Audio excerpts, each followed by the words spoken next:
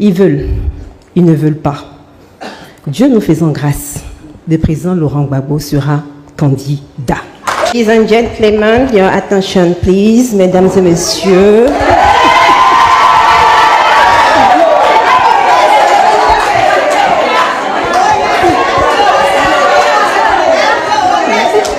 Mesdames et messieurs, mesdames et messieurs, votre attention, s'il vous plaît. Je voudrais commencer mon allocution par une vidéo. Vous n'allez pas trop apprécier, mais ce n'est pas grave. Attrapez votre cœur, comme on le dit chez nous. Nous allons suivre ensemble une déclaration du président de la CEI, M. Coulibaly Kuibière. Est-ce que la régie peut me mettre la première vidéo ? D'une décision de justice, une décision qui justifierait le retrait du président, le retrait de ses droits civils et politiques. Est-ce que vous l'avez vu, vous, Monsieur le Président? Est-ce que vos yeux l'ont vu? Parce que vous dites que le nom du président était juste inscrit sur la liste électorale. C'est seulement ça qui justifie, vous venez de le dire. Mais est-ce que cette décision quand même, parce qu'on entend dire qu'elle n'existe pas et tout ça, est-ce que vous, CEI, Commission électorale indépendante, vous pouvez nous dire ce soir que vous l'avez vu et que cette décision, elle est bel et bien sur la place? Alors, cette question nécessite de ma part deux réponses. Légalement parlant, je ne suis pas tenu de l'avoir, cette décision. Parce que, jusqu'à preuve du contraire, la correspondance du ministère de la Justice attestant des personnes déchues de leurs droits civils et politiques fait foi. Donc pour moi, je n'ai pas besoin de voir la décision. Et pendant que nous y sommes, lorsque le ministère de l'Intérieur me donne la liste des personnes décédées, je vais demander à ce qu'on m'amène des dépouilles chaudes pour l'attester? Non, ce n'est pas comme ça que ça se fait. En plus de cela, j'ai bel et bien vu cette décision. C'est pour cette raison que nous prenons toujours soin, autant que faire se peut, quand on constate qu'il y a des contestations qui peuvent venir de part et d'autre, pour nous assurer de ce que cette décision existe bel et bien et qu'elle est devenue définitive. Donc je dis, non seulement je ne suis pas tenu légalement de voir la décision parce que la correspondance de monsieur le garde des Sceaux fait foi jusqu'à inscription de faux, mais en plus de cela, j'ai vu la décision. Voilà, elle est devenue définitive. Voilà. D'accord, voilà donc qui est dit. Est-ce qu'il y a une quelconque possibilité que les noms de personnes radiées, notamment du président Laurent Gbagbo, se retrouvent à nouveau sur la liste électorale? Ah oui, bien sûr. Il y a deux cas. L'événement qui a justifié la déchéance, c'est une infraction. Oui, tout à fait. Si cette infraction est amnistiée, mais il devient neuf. Il devient un homme qui n'a pas commis d'infraction. Il peut venir sur la liste électorale. Deuxième hypothèse, si l'infraction n'est pas amnistiée et qu'il exécute sa peine, il est réhabilité à la fin de l'exécution de sa peine et il demande son inscription sur la liste électorale. Voilà les deux hypothèses qui sont prévues par la loi. D'accord. Qu'est-ce qui explique, Monsieur le Président, que d'autres personnes soient inscrites sur cette liste provisoire alors qu'elles étaient presque dans la même situation que le président Laurent Gbagbo? Mais d'abord, parce que ces personnes ne se trouvaient pas sur la liste du ministère de la Justice. C'est aussi simple que ça.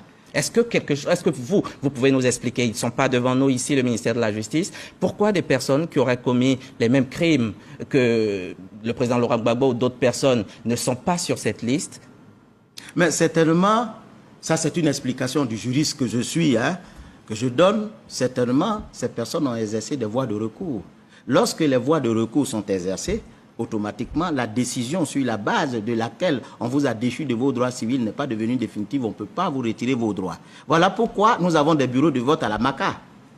Vous comprenez? Parce qu'il y a des gens qui sont condamnés, mais où la condamnation n'est pas devenue définitive. Mais dans tous les cas, moi je m'en tiens à la liste que le ministère de la Justice m'a donnée. Si le ministère m'a donné une liste sur laquelle ne sont pas certaines personnes qui se retrouvent être dans la même situation que d'autres, mais ça ne semble pas être ma préoccupation. Parce que le défi pour la Commission électorale indépendante, c'est d'avoir la liste des personnes qui sont déchues de leurs droits civils et politiques.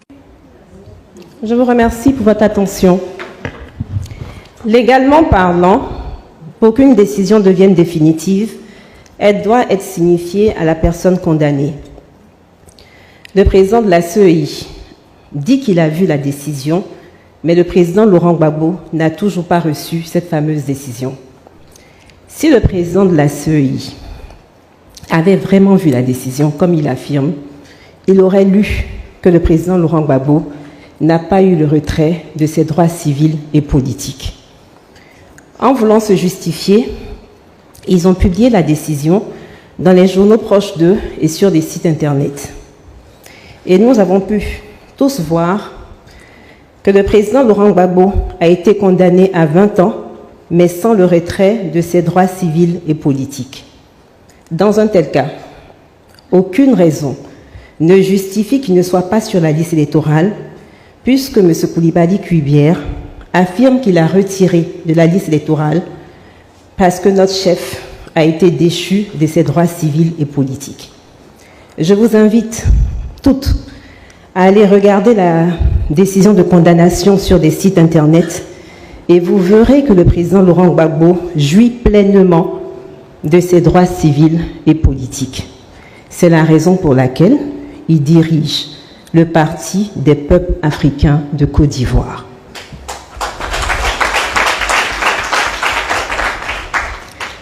Au lieu donc de signifier la décision aux concernés, ils ont préféré publier cette décision sur les réseaux sociaux. Ainsi va la République de Côte d'Ivoire. Honorables invités, chères sœurs, restons sereins. Le président de la CEI parle aussi d'une loi d'amnistie, alors qu'une loi d'amnistie a déjà été prise. Attendons sereinement que cette loi d'amnistie soit étendue au président Laurent Gbagbo. À ce sujet, je tiens à préciser que dans la situation du chef, une nouvelle loi d'amnistie n'a pas besoin d'être prise. La loi d'amnistie concernant les faits pour lesquels il a été injustement condamné existe. Qu'elle soit donc juste appliquée.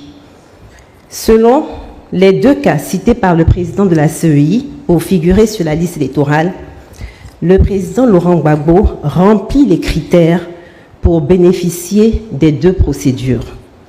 Chers amis, restons sereins. Ils ne veulent pas. Dieu nous faisant grâce, le président Laurent Gbagbo sera candidat.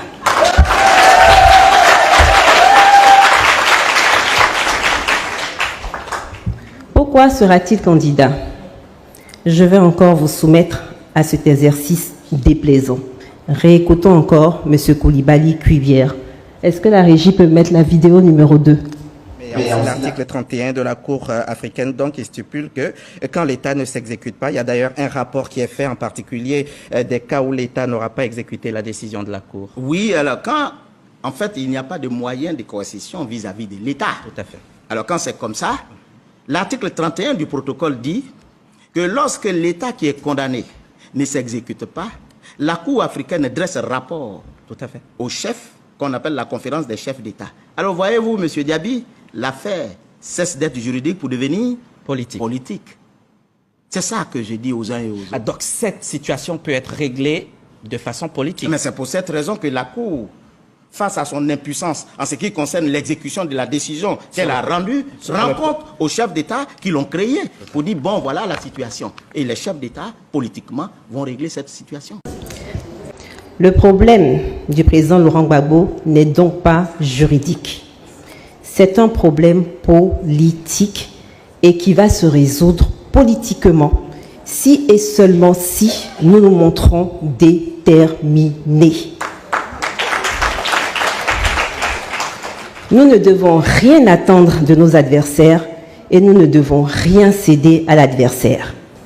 L'adversaire élabore des stratégies.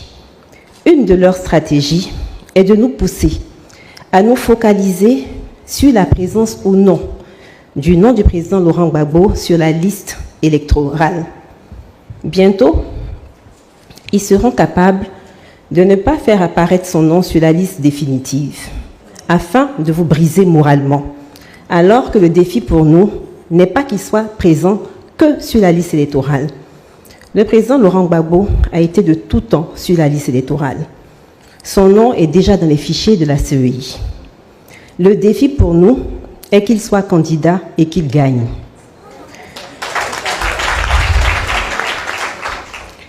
C'est en voulant l'empêcher d'être candidat en 2020 qu'une loi a été inventée, et de manière grossière, pour dire que pour être candidat, il faut être électeur, et qu'un électeur se définit par sa présence sur la liste électorale. Ils ont réussi ce subterfuge en 2020 parce que notre chef n'était pas sur le territoire ivoirien. 2020 n'est pas 2025. Parce qu'en cette année 2025, notre chef est en Côte d'Ivoire.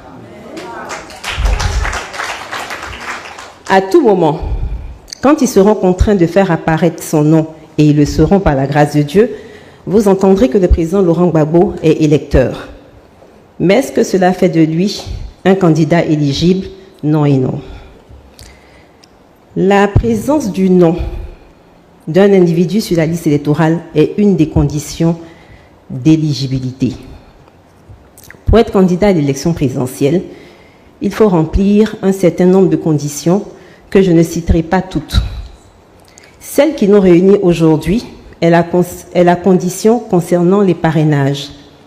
Le président Laurent Gbagbo sait que sa présence sur la liste électorale sera résolue. Mais si nous ne travaillons pas sur les autres conditions d'éligibilité, sa candidature pourrait être rejetée, et cette fois-ci avec une raison valable. Ne vous laissez pas abuser ou décourager par les ruses de nos adversaires si le nom du président Laurent Gbagbo n'apparaît pas sur la liste définitive de ce mois de juin. Continuez à croire en notre victoire certaine et battez-vous pour réussir le parrainage. Qu'ils inventent n'importe quelle condition, nous allons cocher toutes les cases qui permettront à notre chef d'être candidat. Seule notre détermination fera reculer l'adversaire. Le plus important pour nous, comme je l'ai dit tout à l'heure, est que le président Laurent Gbagbo soit non seulement candidat, mais aussi qu'il gagne. À ce sujet, je vais vous inviter à suivre une vidéo, mais cette fois-ci, elle est plus agréable à entendre et à voir. Écoutons ensemble le président Laurent Gbagbo. La lutte que nous allons mener maintenant, là, après la convention, ce n'est pas une lutte pour inscrire Gbagbo sur la liste électorale. C'est une lutte pour gagner les élections présidentielles. C'est très important. C'est très important. Et je vais vous expliquer pourquoi c'est très important. L'inscription sur la liste électorale, c'est un acte administratif banal.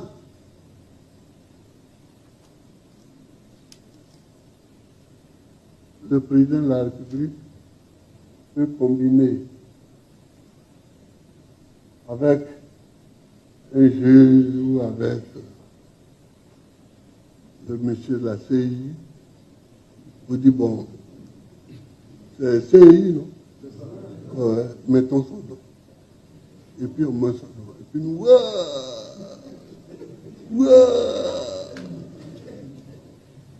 mais rien n'est fait. Parce que ce n'est pas là que se déclarent les candidats. Les candidats qui vont compétir, qui vont concourir, sont déclarés au Conseil constitutionnel un mois ou deux avant l'élection présidentielle. Donc ton nom peut être sur la liste, ou peut ne pas être sur la liste.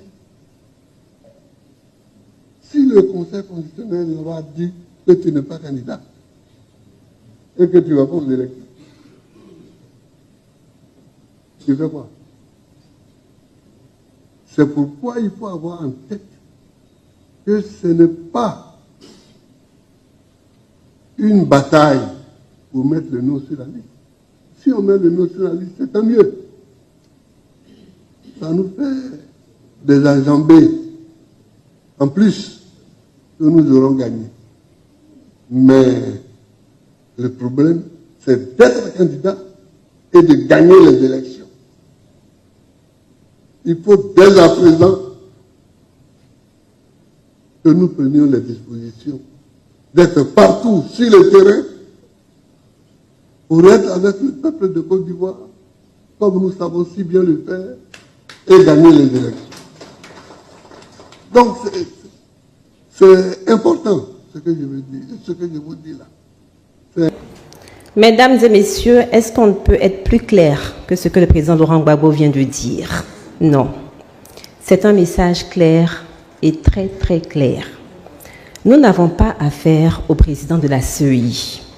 Nous aurons affaire à Madame Chantal Camara, présidente du Conseil constitutionnel. C'est le Conseil constitutionnel qui déclare qui est éligible et qui ne l'est pas. Nous verrons. Comment elle va déclarer candidate une personne qui peut-être ne respectera pas la Constitution et non candidat, un monsieur dont le nom n'apparaît juste pas sur la liste électorale, alors que ce dernier bénéficie déjà d'une décision favorable de la Cour africaine de justice et des droits de l'homme. Que Dieu nous épargne des Ponce Pilate. Chers amis, chers camarades, chères sœurs, restons sereins. Nous vous avons invité, chères messagères, à travailler sur le parrainage de notre chef. Pour réussir le parrainage, vous devez être formés et bien formés, d'où le sens de cette rencontre. Merci, merci infiniment d'avoir répondu à notre appel et merci d'aider le président Laurent Gbagbo dans son combat pour la démocratie et la liberté. N'attendez pas que notre adversaire nous fasse la passe, même si la politique est un jeu.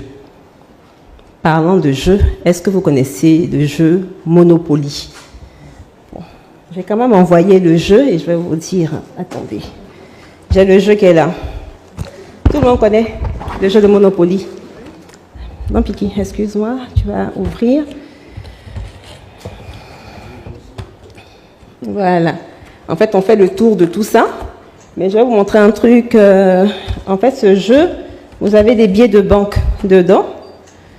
Et puis, dans ce jeu, c'est le seul jeu où il y a la prison qui existe. Vous voyez, on peut partir en prison quand on joue ce jeu. Alors, je vous ai montré le jeu de Monopoly. Et je vais vous expliquer pourquoi. Si vous voulez comprendre le mode de gestion de nos adversaires, apprenez à jouer au Monopoly.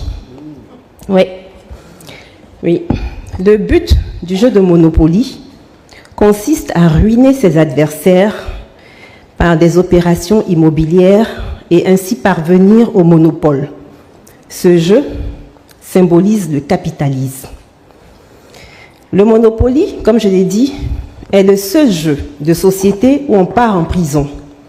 Et on n'en sort pas aussi facilement parce qu'il y a des règles pour en sortir. Si tu comprends le Monopoly, tu comprendras le capitalisme et tu comprendras le mal que cela peut faire à un peuple. Le capitalisme, c'est la perte de terrain. Le capitalisme, c'est la cherté des loyers et des maisons. Le capitalisme, c'est l'augmentation des impôts. En somme, le capitalisme, c'est la vie chère. Le capitalisme, c'est aussi le pouvoir des riches sur les pauvres, c'est le pouvoir des forts sur les faibles. Et malheur à celui qui osera s'en plaindre sous nos tropiques. Quand tu parles et que tu te plains de tes conditions de vie misérables, allez hop, on te prend et on te jette en prison. Et toutes les conséquences du capitalisme, nous les subissons quotidiennement et franchement, nous sommes fatigués parce que trop, c'est trop. N'est-ce pas que trop, c'est trop? Trop, c'est trop. Messagère du président Laurent Gbagbo, c'est contre tout ce système que le président Laurent Gbagbo se bat. Et c'est pourquoi il a pensé à vous les messagères pour divulguer ces 10 engagements. Ces 10 engagements sont le symbole de l'humanisme, c'est-à-dire l'humain avant l'argent, alors que le capitalisme, c'est l'argent avant l'humain. Pour que ces 10 engagements soient une réalité, il faut que le président Laurent Gbagbo soit candidat et qu'il gagne l'élection présidentielle. Nous comptons sur vous, mes sœurs, pour cela. Est-ce que le président Laurent Gbagbo peut compter sur vous? J'ai le directeur de cabinet du président Laurent Gbagbo qui est là. Donc, moi, je veux bien encore vous poser la question. C'est lui qui donnera la réponse. Est-ce que le président Laurent Gbagbo peut compter sur vous pour cela? Excellence Saka, t'as entendu, hein? Aïe, aïe, aïe. Là, c'est bon, maintenant, Excellence. Ok. Militantes et militants, notre détermination doit nous pousser, nous le PPACI, à faire sortir le peuple de Côte d'Ivoire de ce capitalisme hideux dans lequel nous baignons depuis des années et nous le ferons sans violence. Nous devons sortir de ce système de monopole, de captation et de captivité.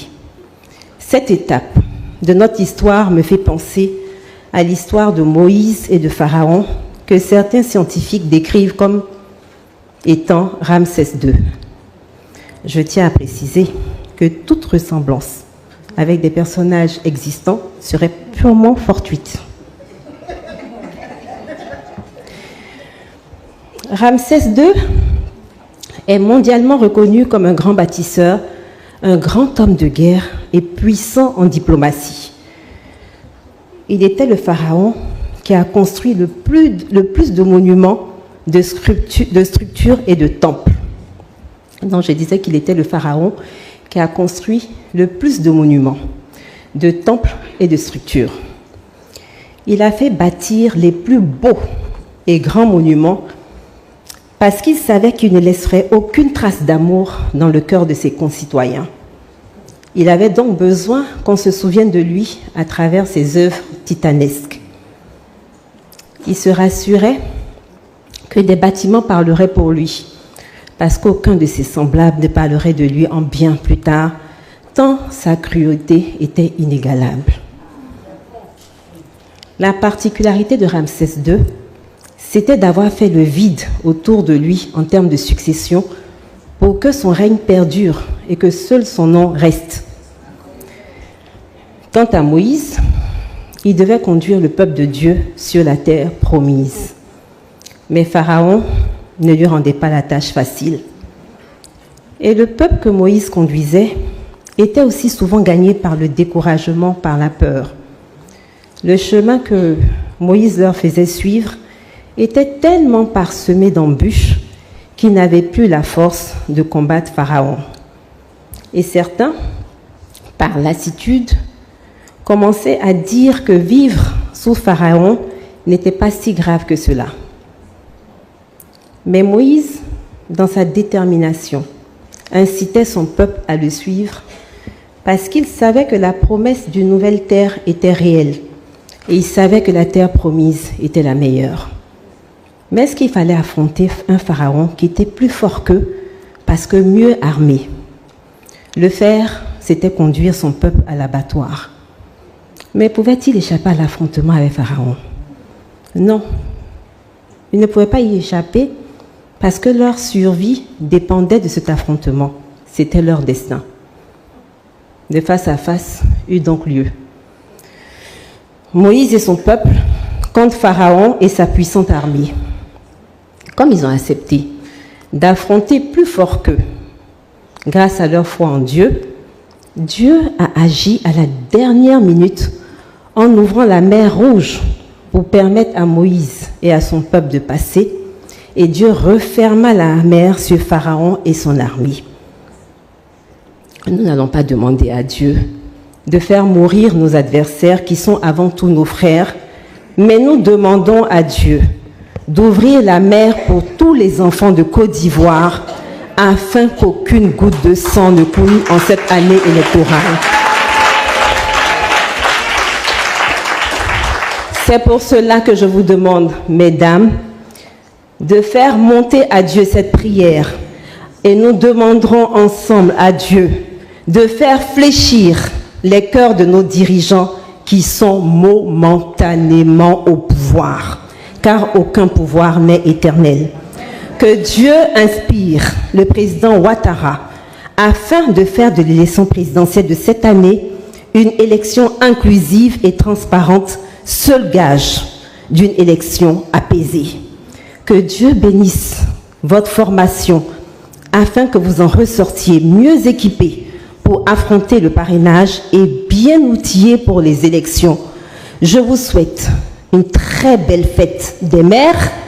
Je n'ai pas pu prendre de cadeaux individuellement pour chacune d'entre vous, mais le meilleur cadeau que je puisse vous faire, c'est de donner ma participation d'1 million dans la caisse des messagères. Je vais terminer mon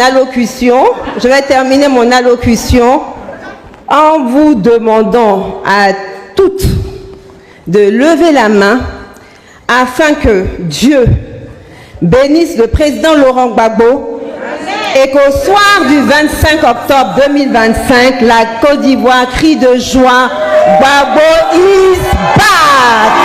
Je vous remercie et on est ensemble.